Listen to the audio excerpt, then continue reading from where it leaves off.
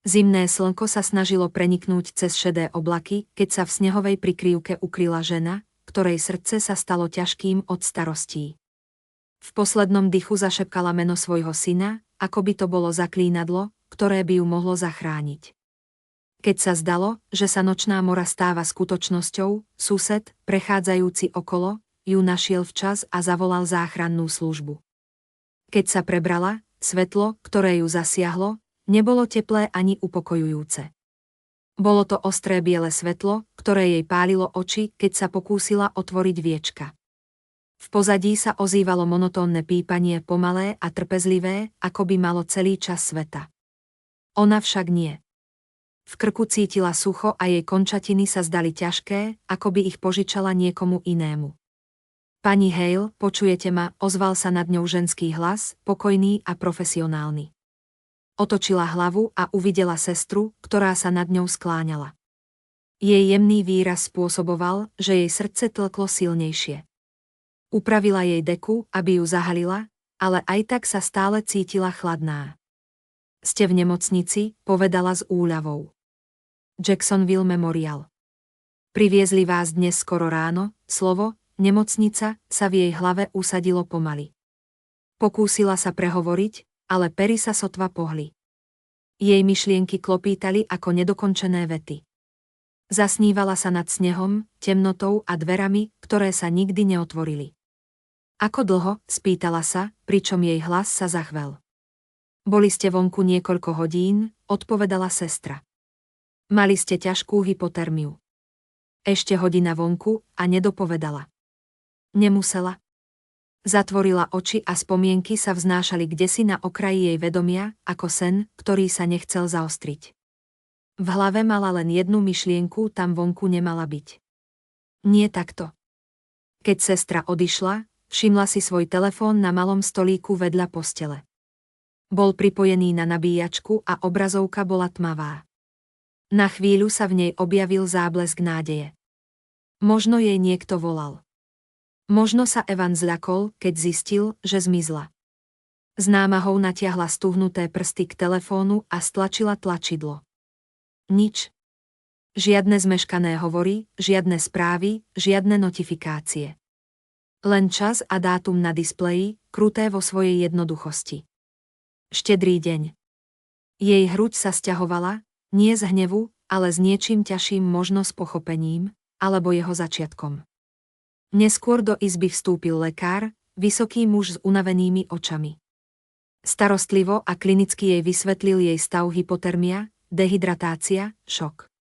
Povedal, že mala šťastie, pretože sused si ju všimol, keď sa zrútila pri verande a zavolal pomoc skôr, než bolo neskoro. Sused, zašepkala. Áno, keď vás našli, boli ste bez reakcie, pomaly prikývla. Chcela sa opýtať viac, ale slová sa zdali nebezpečné, krehké, ak by ich vyslovila, niečo vo vnútri nej by sa konečne rozpadlo. Po jeho odchode sa izba opäť ponorila do ticha.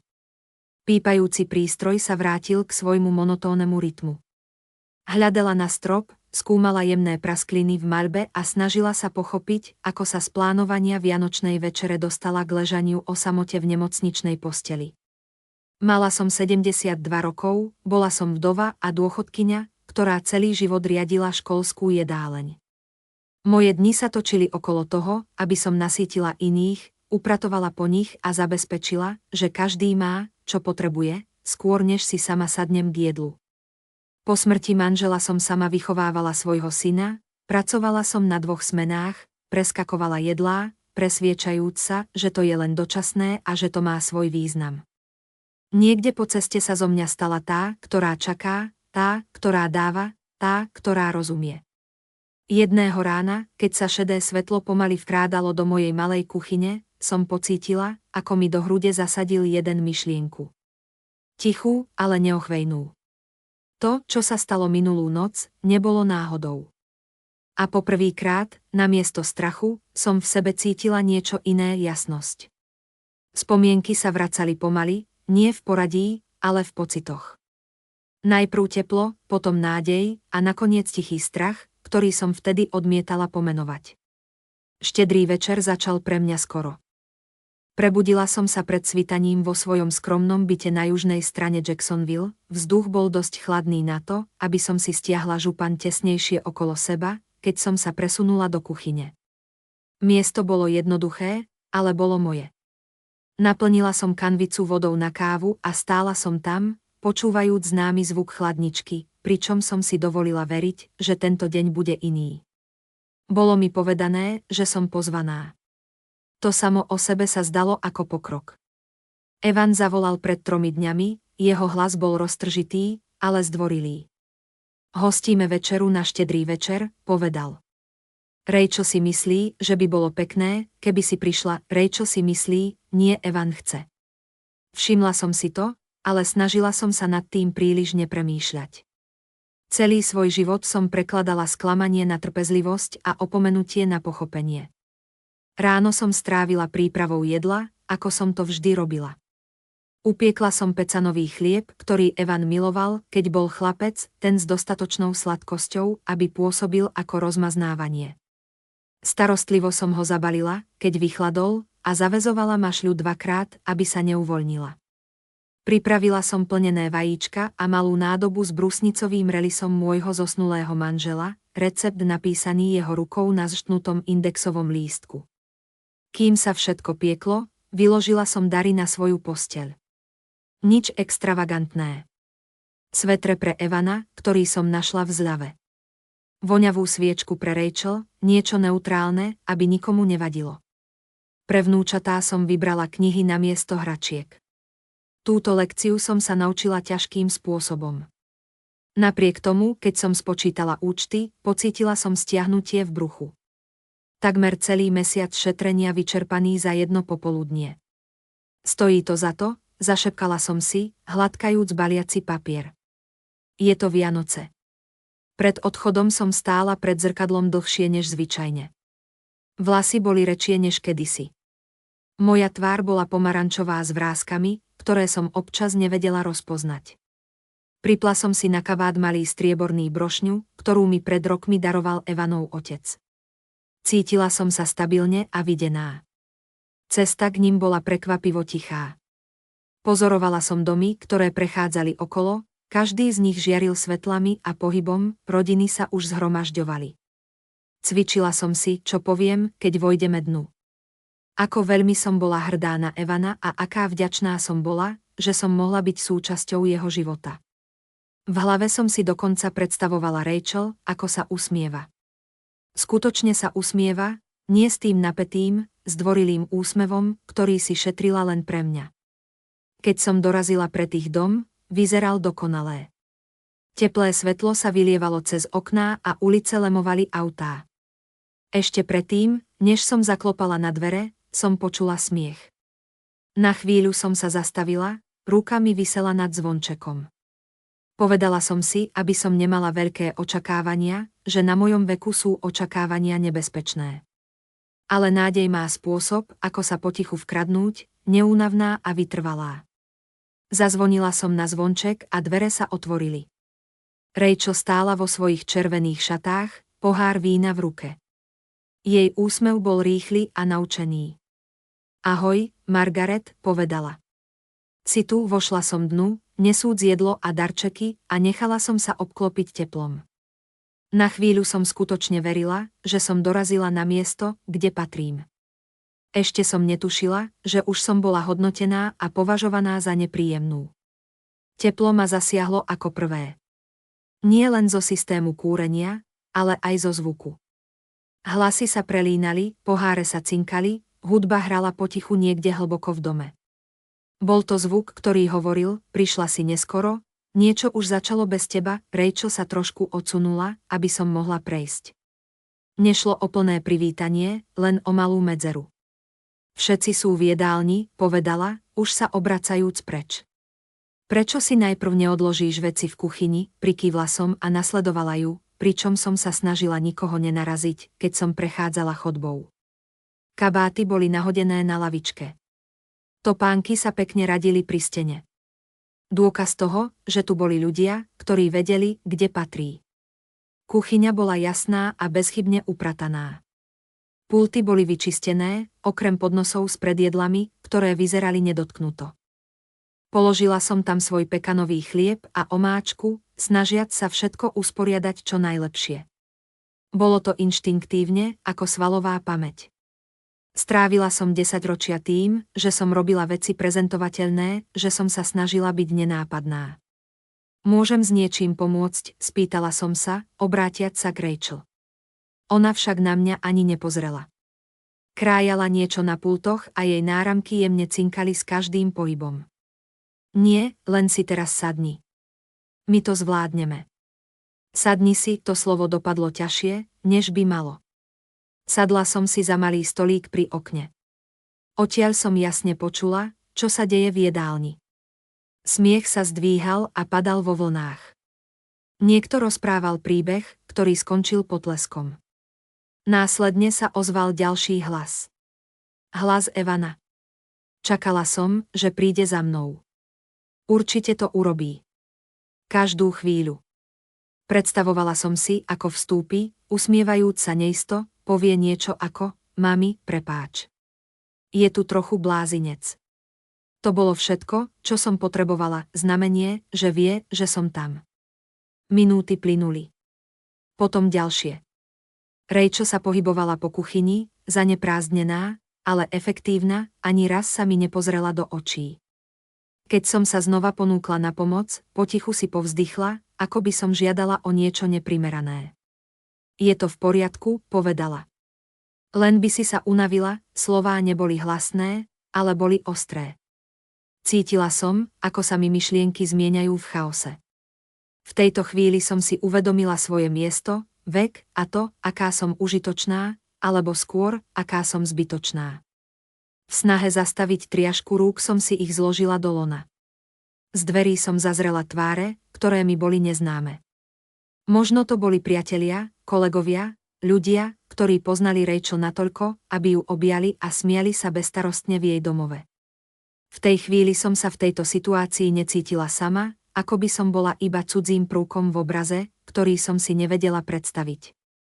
Zrazu som zasiahla svoje meno, len raz, za ktorým nasledovalo ticho a potom smiech, ktorý mi pripadal nesprávny. Nebola som si istá, čo sa povedalo ďalej, len som cítila, ako sa konverzácia plynulo posúva ďalej, ako by sa nič nestalo. Hovorila som si, že by som nemala byť citlivá, že si to len predstavujem. Hosting je stresujúci, vedela som to lepšie než ktokoľvek iný. Už som usporiadala nespočetné večere s úsmevom na tvári a obavami v srdci. Ale toto bolo iné. Tu sa zdalo, že všetko je úmyselné. Čas sa akoby natiahol na tenké vlákno. Vzduch naplnil vôňu pečeného mäsa, ktorá spôsobila, že mi žalúdok eskáčoval. Po celý deň som sa málo najedla, šetrila som si miesto na večeru, ktorú som verila, že zdieľam. Keď sa hlasy začali dvíhať a stoličky skriabali o podlahu, predpokladala som, že prišiel čas. Urovnala som si kabát, pomaly vstala a zamierila k jedálni. Keď som sa dostala k dverám, konverzácia sa zastavila. Každá tvár sa obrátila ku mne. Rachel zamrzla s úsmevom na tvári. Evan sa na mňa pozrel, potom odvrátil pohľad, jeho výraz sa na okamih napol, ako by sa zatvorila brána. Na chvíľu nikto neprehovoril. Potom Rachel ticho zasmiala, jej smiech bol ľahký, ale s chladným nádychom. Oha, povedala, nevedela som, že si tu ešte stále. Izba sa akoby zmenšila okolo mňa a v tom okamihu som si uvedomila niečo, čo som si doteraz nechcela pripustiť. Nebola som neskoro na túto večeru. Nikdy som nemala byť jej súčasťou. Stála som tam na mieste, nevediac, či mám pokračovať vpred alebo cúvnuť. Ticho v jedálni ma ťahalo dolu, husté a nepríjemné. 12 očí ma pozorovalo, čakajúc. Na čo? Nevedela som. Myslela som, že večera je pripravená, povedala som tichým hlasom, ktorý znelo menší, než som očakávala. Rachelin úsmev sa stiahol. Svoj pohár položila opatrne, ako by premýšľala nad každým svojím krokom. Práve sa chystáme jesť, odpovedala. Ale toto je skôr rodinná záležitosť. Rodina, ozval sa ten slovo v mojej hlave. Evan sa na mňa konečne pozrel, len na sekundu. Jeho oči sa na chvíľu stretli s mojimi a hneď sa zase odvrátili, ako by sa dotyk spálil. Nič nepovedal. Ja som rodina, povedala som, slová len takmer šepotom. Rachel naklonila hlavu, skúmala ma, ako by skúmala problém, ktorý sa odmieta vyriešiť. Vieš, čo tým myslím, povedala. Dnes večer nepotrebujeme žiadny dodatočný stres. Je Vianoce. Niekoľko ľudí sa posunulo na svojich miestach. Niekto si odkašľal. Nikto neprehovoril. Nikto sa nepohol. Nechcem spôsobiť žiadne problémy, povedala som rýchlo. Môžem sedieť kdekoľvek. Len som chcela byť s Evanom. Vtedy povedala tú vetu. Tento rok ťa nepotrebujeme. Slová dopadli ostro a čisto, prerezávajúc celú miestnosť. Na chvíľu som si úprimne myslela, že som ju zle počula, že moje uši, už zranené ponížením, skreslili zvuk. Ale potom pokračovala, jej hlas bol pokojný a vycvičený. So sebou prináša šťarchu, povedala. Ľudia to cítia. Dnešný večer by mal byť radostný. Radostný. Okolo mňa sa hlavy pomaly pohybovali, niektoré v súhlase, iné s úľavou. Úľavou, že sa to netýka ich. Pozrela som sa na Evana, čakala som, že niečo povie. Čokoľvek. Aby jej povedal, že prehnala. Aby mi povedal, aby som si sadla. Mami, povedal potichu, možno by bolo najlepšie, keby si na chvíľu vyšla von, len aby si sa upokojila. Upokojiť sa. Niečo vo mne sa rozpadlo. Nie nahlas, ale úplne. Cítila som, ako sa to deje. Čistý zlomenie, posledný kúsok nádeje sa rozpadol. Rachel sa už pohybovala ku mne. Položila mi ruku na rameno, pevne, ale usmievajúc sa, a viedla ma k dverám ako hostiteľka, ktorá usmerňuje zmeteného hostia. Nerobme scénu, zašepkala. Porozprávame sa neskôr. Neskôr, vždy neskôr. Predné dvere sa otvorili a studený vzduch sa vrhol dnu, prenikal mi cez kabát. Na sekundu som čakala, že Evan pôjde za nami, zastaví ju, povie moje meno. Nepovedal. Rachel sa vrátila dnu, ruky stále na dverách. Len tú chvíľu počkaj, povedala. Prídeme ťa zobrať, keď sa veci upokoja. Potom sa dvere zatvorili. Nie jemne, nie s ľutovaním. Zatvorili sa s pevným zvukom, ktorý sa odrazil v tichej verande. Stála som tam, hľadela na drevo a počúvala, ako sa potichu smiech opäť rozrastal vnútri domu. Hudba vzrástla, jasnejšia ako predtým. Na zdravie. Sklenené poháre sa o seba zaklopili. Ani si nepočkali celú minútu. Ovinula som si ruky okolo seba a snažila sa upokojiť svoj dých. Určite to bola nedorozumenie. Určite niekto otvorí dvere každú chvíľu. Zdvihla som ruku, aby som zaklopala. Kľučka sa neotočila. Vtedy mi došlo, že som nebola požiadaná, aby som vyšla von. Bola som poslaná preč. Na prvý pohľad som si hovorila, že to bude len na minútu, že si niekto uvedomí, čo sa stalo, a otvorí dvere s ospravedlnením, možno so zahambeným smiechom. Porchová lampa vrhala matný žltý kruh okolo mojich nôh, a za ním sa noc rozprestierala temná a neznáma. Čakala som. Zima sa pomaly frádala, prenikajúc cez môj kabát, usadzujúc sa mi v kostiach. Floridské zimy predsa nemali vyzerať takto. Ale tej noci bol vzduch vlhký a ostrý, taký, ktorý sa prichytí. Tenká hmla visela vo vzduchu, dosť studená na to, aby ma pichala do tváre. Trieštila som si ruky, dýchajúc do nich, počúvajúc. Dnu sa smiech zosilňoval. Zaklopala som raz jemne, potom znova o niečo silnejšie. Nič. Vytiahla som svoj telefón, prsty už stuhnuté, a zavolala Evanovi. Zvonilo to dlhšie, než som čakala. Práve keď som si myslela, že nezdvihne, jeho hlas sa ozval, napätý a vzdialený. Mami, som vonku, povedala som rýchlo. Rachel ma požiadala, aby som vyšla, ale dvere sú zamknuté. Je zima, Evan. Mohol by si ich, prosím, otvoriť. Nastala pauza. Počula som hlasy za ním. Hudbu. V chladnej noci, keď sa svet okolo mňa zdalo byť zahalené v tichu, som sa snažila preniknúť cez nepríjemnú atmosféru. Po telefóne som počula Evanov hlas, ktorý sa mi zdal vzdialený. Mami, nie teraz, povedal so zjavnou iritáciou. Robíš to trápne. Jeho slová ma zasiahli ako chladný vietor, ktorý sa dostal pod moju kožu. Potrebujem len pár minút, zašepkala som, nemám pri sebe kľúče od auta, prosím. Počula som jeho povzdych, znie to ťažko. Rachel je naozaj nahnevaná. Mal by si ísť domov. Rozprávajme sa zajtra. Evan, zašepkala som znova. Veď je štedrý večer. Na chvíľu nastalo ticho, potom jeho hlas klesol, nerob scénu. Linka sa odmlčala a ja som dlhú chvíľu pozerala na telefón, kým sa obrazovka nezhasla. Skúsila som znova zavolať, ale opäť som sa dostala rovno na hlasovú schránku. Nič. Mrholenie sa zmenilo na ľahký mrazivý dážď, ktorý mi poskakoval na vlasoch a kabáte. Prsty mi začali mrznúť, ruky sa stali neohrabanými, keď som si telefón schovala naspäť do vrecka. Prechádzala som sa po verande, snažiac sa ohriať, môj dých sa vyskytoval v krátkych bielých obláčkoch. Zrazu ma zaplavili spomienky. Evan, malý chlapec s horúčkou, ktorý sa skrúcal na gauči, zatiaľ čo som mu na čelo kládla studenú handru. Evan vo svojich 10 rokoch, vystrašený búrkami, ktorý sa vkradol do mojej postele a držal ma za ruku, kým hrmenie neprešlo. Vždy som bola jeho bezpečným prístavom. A teraz som stála pred jeho domom, zamknutá vonku ako cudzinec. Nohy ma začali bolieť, bolesť sa rozširovala a každým krokom sa zdala ťažšia. Oprela som sa o stenu, snažiac sa skryť pred studeným vetrom.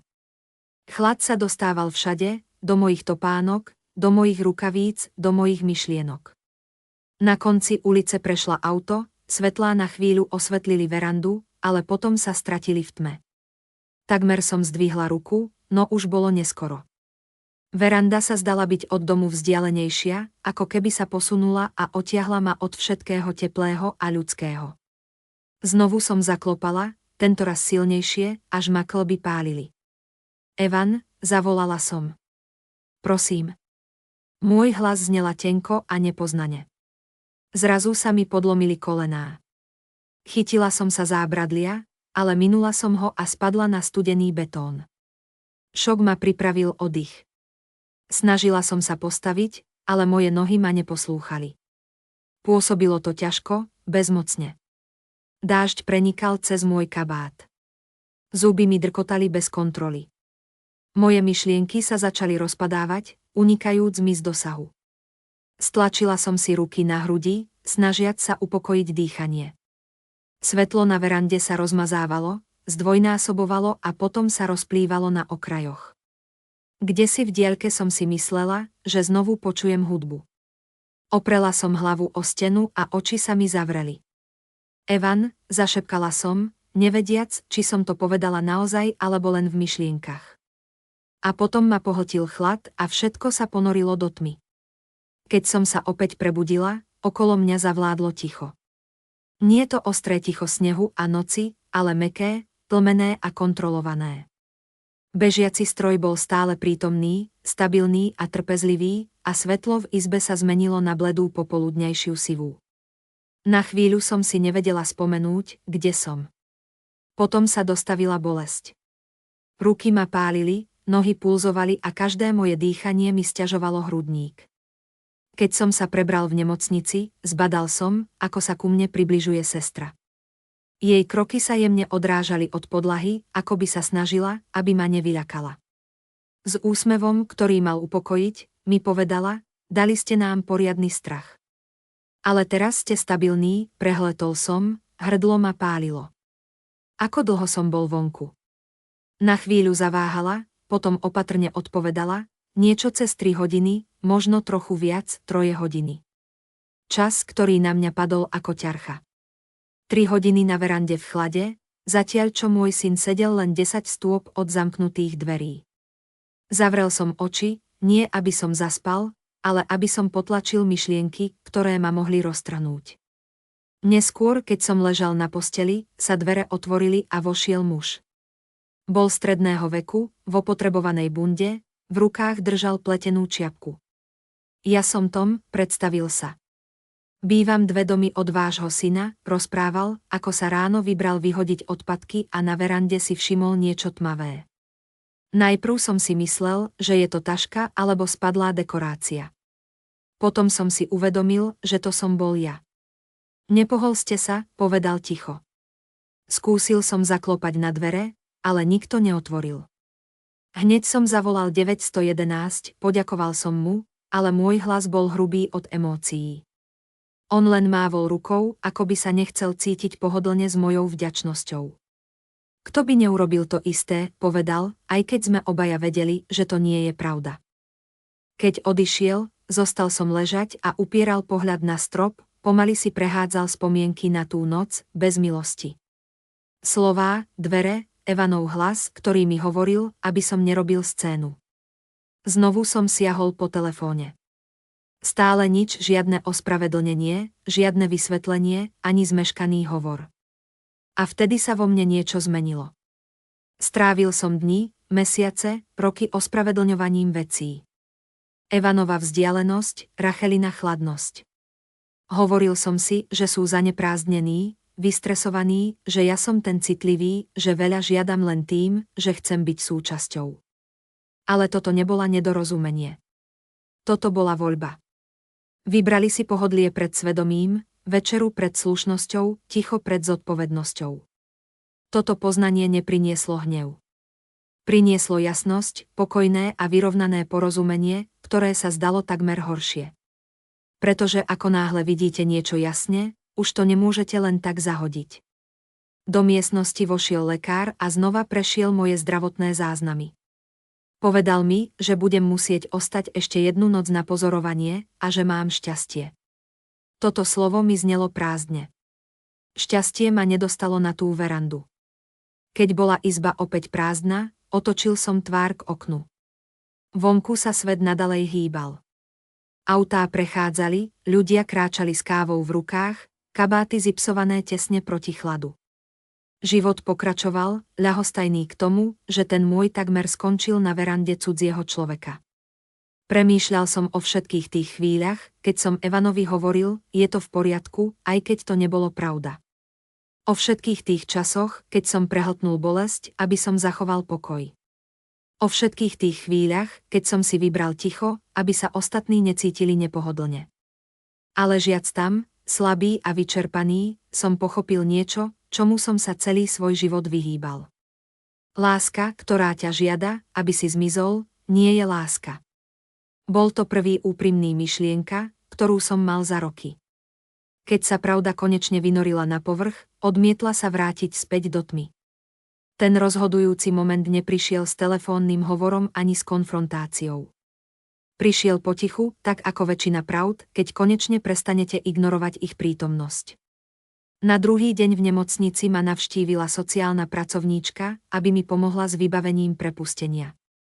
Pýtala sa na bežné veci, ako žijem, aké lieky užívam, aká je moja finančná situácia. Keď sa spýtala na následnú starostlivosť a rodinnú podporu, na moment som zaváhal. Zvládam to sám, povedal som. Ona prikývla a posunula mi clipboard. Len si prejdeme vašu poistku a núdzové kontakty. Ako som prezeral formuláre, niečo ma zaujalo. Zoznam mesačných výdavkov, ktoré som nepoznal. Pekne vytlačené z finančného prehľadu. Na niektorých sumách boli žlté zvýraznenia malé, ale pravidelné. $200 každý mesiac. Ďalších 50. A tretí prevod označený ako služby pre domácnosť. Srdce mi začalo búšiť. Najprv pomaly, potom rýchlejšie. Prepáčte, povedal som a ukázal na obrazovku. Čo sú toto? Ona sa pozrela dolu. Automatické prevody. Tieto platby odchádzajú už nejaký čas. Vyzerá to na niekoľko rokov minimálne. Niekoľko rokov. Keď odišla, požiadal som o telefón a prihlásil sa do svojho bankového účtu. Ruky sa mi triasli, keď som prechádzal zoznamom. Tam to bolo. Riadok za riadkom platieb, ktoré som nastavil a potom prestal vnímať. Pomoc pri hypotéke na Evanov účet. Platby kreditnou kartou prechádzajúce cez rodinný účet, ktorý Rachel trvala na tom, že usporiada. Opravy, účty, tichá pomoc, ktorú som si nahováral, že je dočasná. Oprel som sa o vankúše, izba sa zrazu zdala príliš malá. Spomenul som si, ako mi Rachel ponúkla pomoc s uľahčením vecí po Evanových sťažnostiach na účty. Ako prevzala organizáciu pripomienok, usporiadanie výpisov, ako to všetko vyzeralo ako láskyplný čin. Ako som sa vtedy cítil vďačný. Nebol som len neželaný. Bol som užitočný. To uvedomenie ma zasiahlo silno, nie ako úder, ale ako váha, ktorá konečne našla svoje miesto. Po všetky tie roky som sa pýtal, prečo ma Rachel vôbec tolerovala. Prečo pozvánky prichádzali len vtedy, keď bolo potrebné niečo opraviť. Prečo sa Evanov hlas vždy zjemnil, keď sa objavila téma peňazí. Nepotlačili ma pre moju záťaž. Potlačili ma, lebo som už splnil svoj účel. Neplakal som. To ma prekvapilo. Namiesto toho som cítil, ako sa niečo chladnejšie a stabilnejšie usadilo do svojho miesta. To popoludnie som požiadal sestru o súkromie. Ešte raz som sa prihlásil do svojho účtu a prešiel každým automatickým prevodom. Potvrdzovacie okná sa objavili, zdvorilé a bez emócií. Ste si istí, že chcete zrušiť túto platbu? Áno. Ste si istí? Áno. Každý klik mi pripadal ako prestrihovanie nití. Nie násilne, čisto, jedno po druhom. Keď sa objavilo posledné potvrdenie, položil som telefón a vydýchol si, ako by to bola prvá úľava za roky. Nezavolal som Evanovi. Neposlal som správu Rachel. Neohlásil som nič. Jednoducho som prestal. Účinok bol okamžitý, hoci som ho ešte nevidel. O 2 dni neskôr mi telefón zavibroval, keď som obedoval doma. Stále slabý, ale uzdravujúci sa. Evanovo meno sa rozsvietilo na obrazovke. Nechal som ho zvoniť, nech sa ozve znova. O pár minút prišla správa. Ahoj, mami. Musíme si prehovoriť. S našimi účtami je nejaká zmetok. Zmetok? Takmer som sa usmial. Následne prišla ďalšia správa, tentoraz od Rachel. Neviem, prečo si nahnevaná, ale takto nás odstaviť je extrémne. Deti to nechápu. Tam to bolo. Zvrat. Nie obavy o mňa, žiadna ospravedlnenie, len dôsledky, na ktoré neboli pripravení. Položil som telefón obrazovkou nadol na stôl a dojedol polievku. Chutila lepšie, než som očakával. Jednoducho, úprimne. Poprvýkrát som nereagoval. Vyberal som si. A niekde medzi poslednou lyžicou a tichým šumom môjho bytu som pochopil skutočný zvrat tohto príbehu. Mysleli si, že ma vylúčením zbavili moci. Nikdy si neuvedomili, že som im ju už dávno odovzdal, a teraz som si ju opäť bral späť. Ticho, ktoré nasledovalo, bolo iné než akékoľvek ticho, aké som predtým poznal. Nebolo ťažké. Nepritláčalo mi na hrudník ani neznelo v ušiach. Jednoducho existovalo, stabilné a neobťažované, zaľňajúce môj byt tak, ako teplé svetlo zaplňa miestnosť za súmraku. Počas prvých dní doma som sa pohyboval pomaly, stále slabý a opatrný, ale niečo vo mne sa cítilo prekvapivo silné. Ráno som si robil čaj a sedel pri okne, sledoval, ako okolo prechádzajú ľudia so svojimi životmi pevne obtočenými okolo seba. Nikto nevedel, čo sa so mnou stalo. Nikto to ani nepotreboval vedieť. Poprvýkrát som necítil potrebu vysvetľovať svoj bolesť alebo ju zmierňovať pre pohodlie iných. Evan volal znova na 3. deň. Nechal som to ísť do hlasovej schránky. Mami, jeho hlas znel napätý a urgentný. Naozaj by sme si mali prehovoriť. Toto už prešlo príliš ďaleko. Príliš ďaleko. Ako by skoro umrznutie na jeho verande už neprekročilo túto hranicu. Neskôr toho večera prišla ďalšia správa. Rachel, tentoraz sme nechceli takto žiť. Poďme sa posunúť za tým, čo sa stalo. Príď na večeru tento víkend kvôli deťom. Prečítal som správu 2-krát. Ani raz nebolo napísané prepáč. Ani raz sa neopýtali, ako sa mám. Nebola to zmierovacia snaha, ktorú chceli. Bolo to obnovenie, rutiny, pohodlia, prístupu. Položil som telefón a pozrel sa okolo svojho bytu. Steny boli holé na miestach, kde kedysi viseli obrázky, odstránené počas nedávneho pokusu o zjednodušenie svojho života. Vtedy som si uvedomil, že nie som prázdny. Robil som priestor. Nasledujúce ráno som sa vybral na krátku prechádzku, prvýkrát sám od hospitalizácie.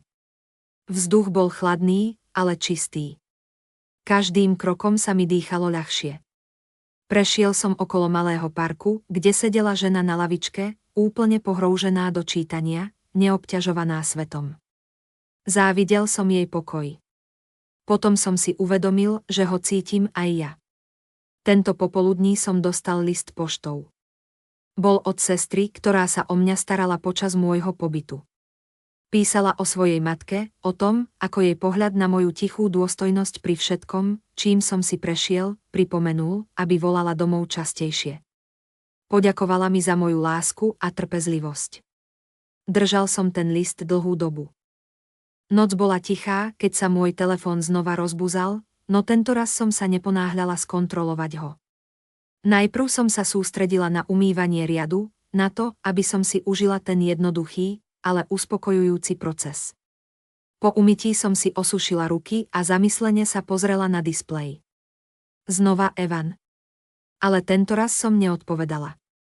Nie z hnevu ani z pomsty, ale preto, že som si konečne uvedomila, že odpoveď by ma vtiahla späť do úlohy, ktorú som už dávno preskočila.